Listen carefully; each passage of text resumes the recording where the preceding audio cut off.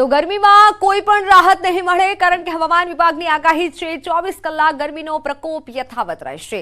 દરિયાકાંઠા વિસ્તારમાં ભેજ અને ગરમ પવન ફૂંકાશે। 2 દિવસ કચ્છમાં હીટવેવની આગાહી કરાઈ છે। 24 કલાકમાં અનેક જગ્યાએ 43 ડિગ્રીએ પારો પહોંચ્યો છે। ગુજરાતના 5 શહેરમાં 43 ડિગ્રી તાપમાન નોંધાયું છે। અમદાવાદ, ગાંધીનગરમાં 43 ડિગ્રી સાથે સૌથી ગરમ શહેર રહ્યું છે। રાજકોટ, ભુજ, સુરેન્દ્રનગરમાં પણ 43 ડિગ્રી તાપમાન નોંધાયું છે। ડીસા અને વડોદરામાં 41 ડિગ્રી તાપમાન નોંધાયું છે। ગુજરાતના મોટાભાગના શહેરોમાં પારો 40 ડિગ્રીએ પહોંચ્યો છે।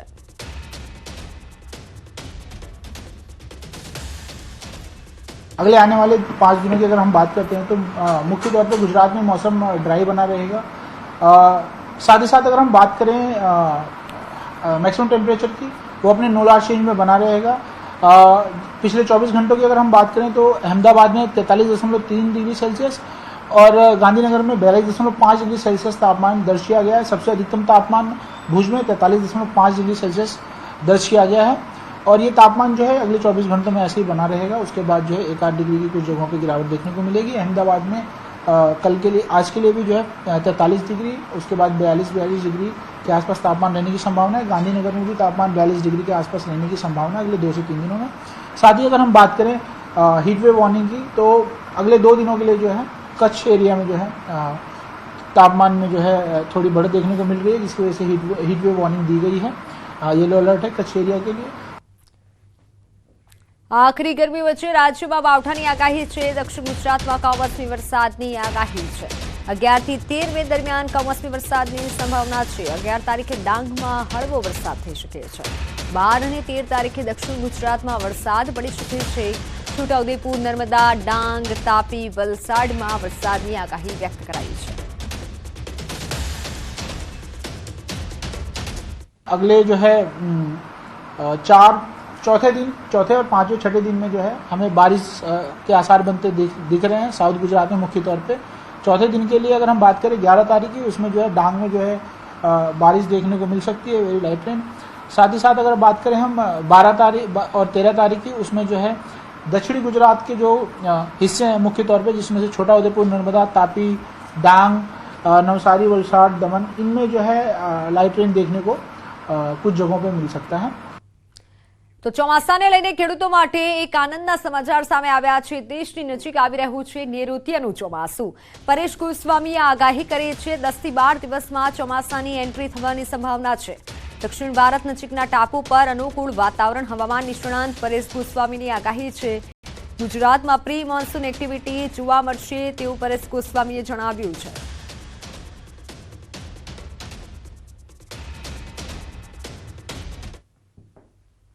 મે સુધી રાજ્યના અલગ અલગ વિસ્તારોની અંદર લોકલ સિસ્ટમ બંધાય અને પ્રી મોન્સૂન એક્ટિવિટીના ઝાપટા જોવા મળે તેવી પણ શક્યતાઓ છે। ખાસ કરીને હવે ધીમે ધીમે આપણે નૈઋત્યનું ચોમાસું છે એ નજીક આવી રહ્યું છે, જેની અંદર જોવા જાય તો અત્યારે જે દક્ષિણ ભારતથી નજીકના જે આપણા ટાપુઓ છે, એટલે કે આંદોબાર ટાપુ, નિકોબાર ટાપુ છે, શ્રીલંકા છે અને હિન્દ મહાસાગરના જે ભાગો છે, તમામ ભાગોનું જે તાપમાન છે એ નૈઋત્યના ચોમાસા માટે ફેવરેબલ બની રહ્યું છે।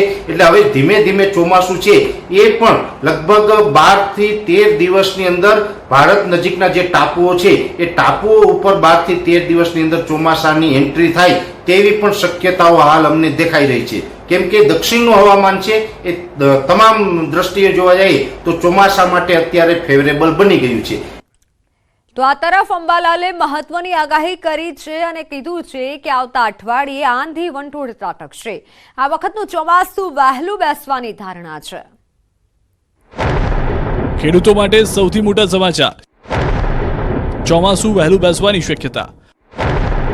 અંબાલાલે કરી આંધી વંટોળની આગાહી। હાલમાં ભીષણ ગરમી પડી રહી છે, પરંતુ આગામી દિવસોમાં રાજ્યનું વાતાવરણ ફરી કરવટ લેશે।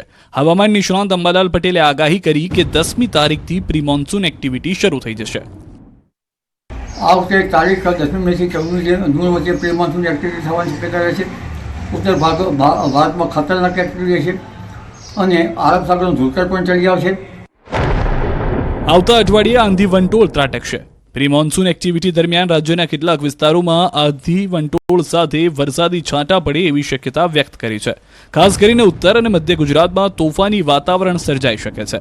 આ જે ગતિવિધિ જે છે એ ગતિવિધિના કારણે પંચમહાલના ભાગો, ઉત્તર ગુજરાતના કેટલા ભાગો, મધ્ય ગુજરાતના કેટલા ભાગોમાં આંધી વંટોળ સાથે છાંટા પડવાની શક્યતા રહે છે. કૃતિકા નક્ષત્રનો વરસાદ જે છે સામાન્ય રીતે રાજ્યમાં જૂન મહિનામાં ચોમાસું દસ્તક દેતું હોય છે, પરંતુ અંબાલાલના જણાવ્યા પ્રમાણે આ વખતે ચોમાસું વહેલું બેસે એવી શક્યતા છે. અંબાલાલે કહ્યું કે 17 જૂન બાદ આંધી વંટોળનું પ્રમાણ વધુ રહેશે. જૂનના મધ્ય બાદ આંધી વંટોળ સાથે વરસાદ વરસી શકે છે. કૃતિકા નક્ષત્રનો વરસાદ જે છે આગામી આવનાર ચોમાસું સારું જાય એવું ગણાય છે. અને ત્યારબાદ આ વખતે ચોમાસું લગભગ વહેલું આવવાની શક્યતા રહે છે. 10 થી 14 જૂનમાં વરસાદ થવાની શક્યતા છે. આ પરિણામ આવવામાં 1600 શાળાઓ આજે 100% પરિણામ લાવ્યું. પહેલાં તો હું આ ગુરુજનોને વંદન કરું છું, એમને અભિનંદન પાઠવું છું. ખાસ કરીને હું અનેક શાળાઓમાં ગયો છું જ્યાં મોટિવેશન સ્પીચ રાખી બાળકની પરીક્ષા પદ્ધતિ, મનનો ડર, હાવ બધું દૂર કરીને એકદમ ટેન્શન મુક્ત પરિણામ પરીક્ષા પદ્ધતિની અંદર બેસવા માટેના મોટિવેશન કર્યા. વાલીઓ પણ ખૂબ જાગૃત થયા છે. બાળક પાસે 100%ની આશા ન રાખતા તું પાસ થઈ જાય તો ઘણું છે, જેથી કરીને બાળક એ સારું પરિણામ પ્રાપ્ત કર્યું, ડિપ્રેશનથી દૂર રહ્યા છે. ત્યારે આજે મને ગર્વ છે. પરિણામ બહુ જ સારું આવ્યું છે. જે પ્રમાણે મહેનત કરી હતી, 12માના પહેલા દિવસથી મહેનત કરી હતી અને છેલ્લા અમુક મહિના તો શું રવિવાર શું શનિવાર કાંઈ જ જોયા વગર, ના દિવસ ના રાત, દિવસના સવારથી સવારે સૂર્યોદય પણ સ્કૂલમાં ને સાંજે સૂર્યાસ્ત પણ સ્કૂલમાં જ એવી મહેનત કરી છે. આફ્ટર સ્કૂલ પણ બહુ સારું વાંચન કર્યું છે હોસ્ટેલ, અને સ્કૂલનો બહુ જ સારો સપોર્ટ છે મને. દિવસમાં તો મારું મહેનત તો શરૂઆતથી જ સ્ટાર્ટિંગ ચાલુ હતું, અને સ્કૂલે હું રોજના 6 કલાક અમે મહેનત કરીએ છીએ અને ઘરે જઈને 2-3 કલાક અમે રીડિંગ કરીએ છીએ. વધુ પડતું તો મારું ફોકસ સ્કૂલે હતું, એટલે મારે ઘરે જઈને એટલું બધું મહેનત કરવી નથી પડતી અને સારું પરિણામ હાંસલ કરી છે. વાત અરવલ્લી મોડાસાના ચીજણોનમાં હુમલાની ઘટના સામે આવી છે. ખેતરમાં કામ કરતા પરિવાર પર હુમલો થયો છે. ચૂંટણીની અદાવતમાં હુમલો થયો હોય તેવું સામે આવ્યું છે. સરપંચ સહિત 20થી વધુ લોકોએ હુમલો કર્યો. સરપંચે પોતાના પર હુમલો થયો હોવાનો દાવો કર્યો છે.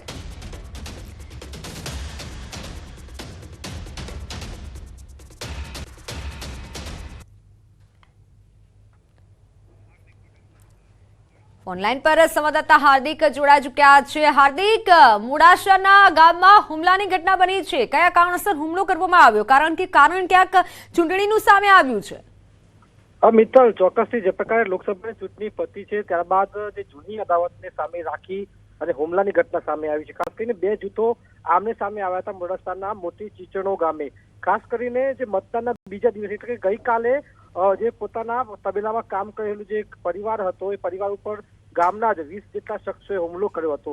જે યુવાન જે નિવેદન આપે છે તેમાં લખ્યું છે કે જે ભારતીય જનતા પાર્ટીને તેઓ તરફેણ કરતા હતા, ત્યારે સામેનો જે પક્ષ સરપંચનો જે પક્ષ છે તેઓ કોંગ્રેસ પક્ષનો જે પ્રકારે કામગીરી કરતા હતા, એટલે કે ભારતીય જનતા પાર્ટીમાં મત આપવાના કારણે તેમના પર હુમલો કરવાનો આક્ષેપ કરવામાં આવે છે. ખૂબ ગંભીર આક્ષેપ છે. બંને જૂથો આમને સામને આવ્યા હતા. યુવક ઘાયલ થયો હતો, પરિવારના કપડા પણ ફાડી નાખવામાં આવ્યા હતા લોકોના. સાથે જ સરપંચે પણ દાવો કર્યો કે તેમના પર હુમલો થયો છે, તેમને પણ ઘાયલ કરવામાં આવ્યા છે. એટલે કે આ સંજોગોમાં હાલ તો સમગ્ર મામલો પોલીસ મથકે પહોંચ્યો છે. ઘાયલોને સારવાર આપવામાં આવી રહી છે, પરંતુ ચૂંટણીની અદાવત રાખી અને જે જૂનો મુદ્દો છે ટાવર લગાવવાના મુદ્દે લડવાની અને માથાકૂટ કરવામાં આવી છે, તે સમગ્ર મામલે હાલ તો જે જિલ્લામાં આ મુદ્દો ચર્ચા મચાવી રહ્યો છે. મિત્તલ, બિલકુલ હાર્દિક, આભાર માહિતી બદલ. તો અમદાવાદમાં પિરાણા ઘર્ષણનો મામલો. પોલીસ બંને જૂથને સામસામે ફરિયાદ નોંધાઈ છે. અસલાલી પોલીસે 35 લોકોની ધરપકડ કરી લીધી છે. પિરાણામાં ગોઠવાયો છે હાલ પોલીસનો બંદોબસ્ત. પોલીસે બંને જૂથની સામસામે ફરિયાદ દાખલ કરી છે. ગઈકાલે જે મામલો વિચક્યો હતો અને વિવાદ સર્જાયો હતો, દિવાલ તોડી પાડવાનો આ મામલો, જેમાં હાલ સામસામે ફરિયાદ નોંધાઈ છે અને હાલ પોલીસનો કાફલો સ્થળ પર ગોઠવી દેવાયો છે. ઓનલાઈન પર સંવાદદાતા મૌલિક જોડાઈ ચૂક્યા છે. મૌલિક, વિવાદ વધ્યો પરંતુ હાલ સામસામે ફરિયાદ નોંધાઈ છે, બધું વિગત.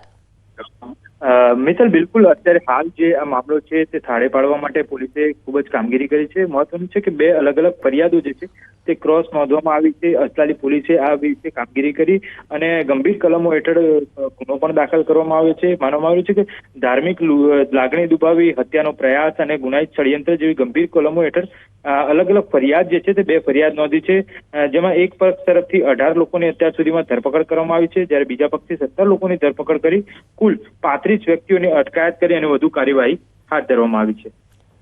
બિલકુલ મૌલિક, આભાર માહિતી બદલ. તો 35 જેટલા લોકોની ધરપકડ કરવામાં આવી છે, વધુ કાર્યવાહી પોલીસે હાથ ધરી છે. સામસામે ફરિયાદ નોંધાઈ છે, પરંતુ પોલીસનો કાફલો સ્થળ પર ગોઠવી દેવાયો છે. કિરાણાની આ ઘટના કે જ્યાં દિવાલ તોડી પડાઈ હતી.